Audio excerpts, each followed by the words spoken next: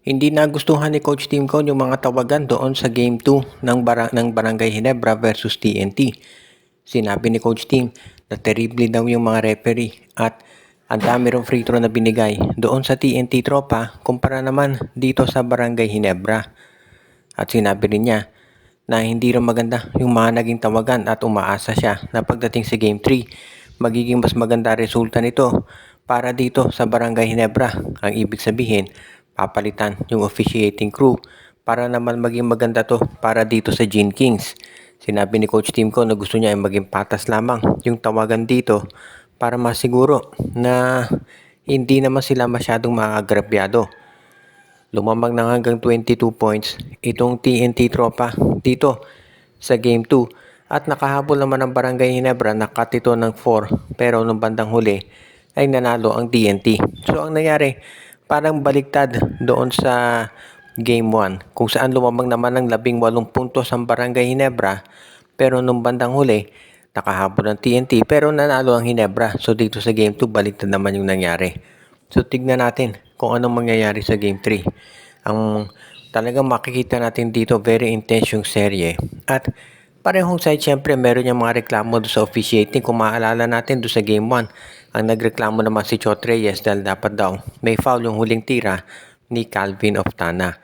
Kaya nga ngayon, ito ang nangyari. Tignan natin kung anong magiging resulta nito sa Game 3 kung paano maka-apekto sa officiating. Dahil syempre mapapaisip din ng PBA doon sa mga tawagan ng referees at dagdag na pressure ito doon sa mga referees na tumawag ng maayos. At syempre kung ikaw naman ang fan ang gusto mo talaga maging maayos yung tawagan dito sa TNT versus Barangay Ginebra.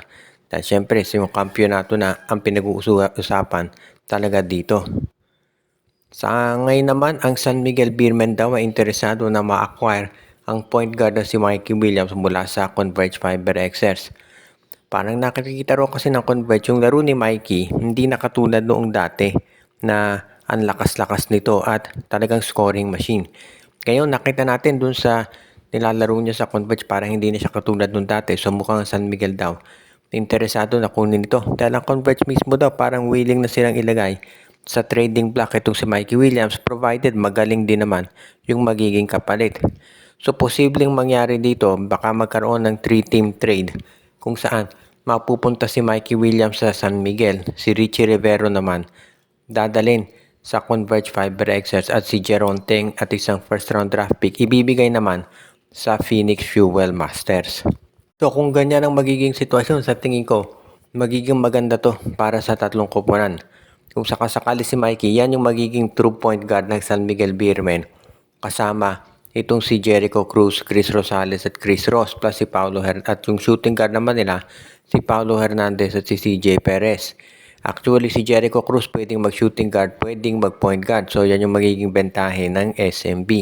Yan din siguro dahilan kung bakit gusto nilang makuha ang nasabing player. So, ito yung magiging magandang trade para sa tatlong koponan na involved na alam natin ay lahat gustong mag-rebuild para dito sa darating na commission na Governor's Cup. At yung pagkuha kay Mikey, maganda yan para sa lalo na at nakakakuha lang nila dito kay Jerick Anmisi na isang 3-point shooter. So maliwanag na gustong paligiran ng San Miguel Beermen ng mga 3-point shooter itong si Junmar Fajardo para maging mas effective ang laro nito sa poste.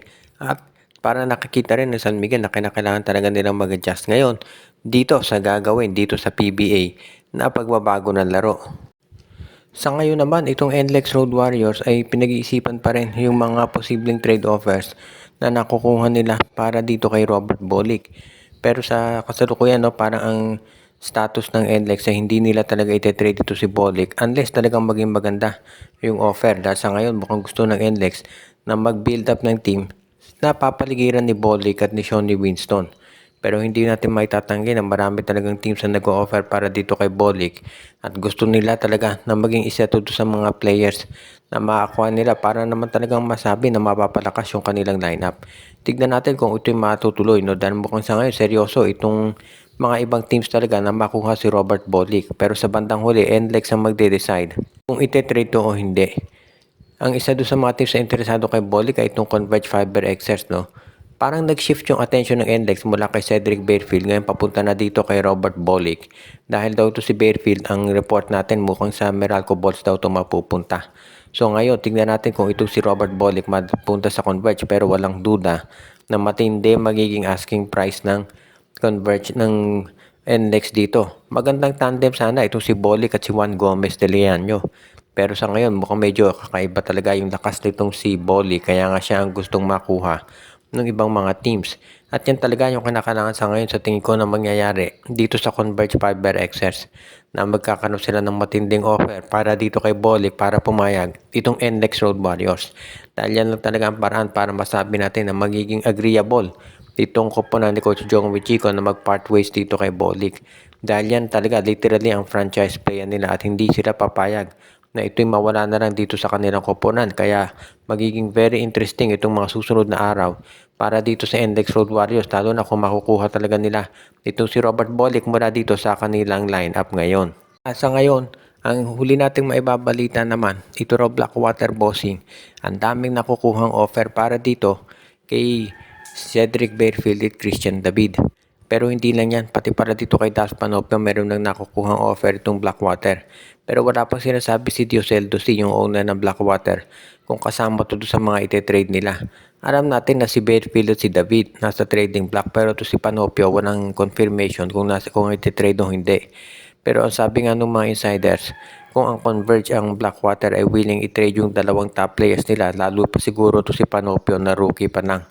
Sa kasalukuyan, alam natin ang Barangay Ginebra interesado dito kay Dalf Panopio dahil gusto nilang makakuha ng isang backup para dito kay RJ Abarientos, at si Dalf Panopio talaga yung nababagay dyan. Kaya nga siya ang gusto nilang makuha. Ngayon naman, bukod dito kay Dalf Panopio, sa tingin ko meron pang mga ibang players na pwedeng iba pang mga teams na pwede na makakuha dito kay Dalf Panopio. At kabilang dyan syempre yung Phoenix Fuel Masters at pati na rin itong Magnolia na naghahanap ng backup naman para kay Jerome Lastimosa. At of course, at itong Meralco Ball, sobrang dami ng guard, pero itong NLEX Road Warriors yan pwedeng kumuha kay Dalf Panopio. Kaya nga, tignan natin kung itong NLEX Road, itong Converge Fiber Xers ay papayag na ma-trade ang nasabing point guard, lalo na alam natin na marami silang mga kinoconsider na options ngayon. Nagre-rebuild yung Blackwater, so yung pag-trade dito kay Cedric Barefield ay hindi na nakakagulat, pero itong kay Dalf Panopio, tignan natin kung isa sa katuparan din nila. Dahil mukhang kinakailangan na magkaroon ng major adjustment dito sa Blackwater Bossing kung magkakatotoo yung kagustuhan ng kanilang owner na sila ay makapasok na sa playoffs. Dahil ang tagal-tagal na sa PBA nitong Blackwater, kaya hindi na natin matandaan kung kailan sila huli nakapasok sa playoffs, kaya magiging very complex yung mga negosasyon dito. Binabati natin yung ating mga taga-subaybay na sila Joshua Giray, Espeo, Torsales family, si Monte Guzman, si Romeo Conchada, si Malyari Mascarillas, si Jonel Alagon, si Anthony Alon, si Dexter Domer, si Katsakino Dukusin, pati na rin yung iba pa nating mga taga-subaybay katulad nila Dexter Domer at Ireneo Salangsang.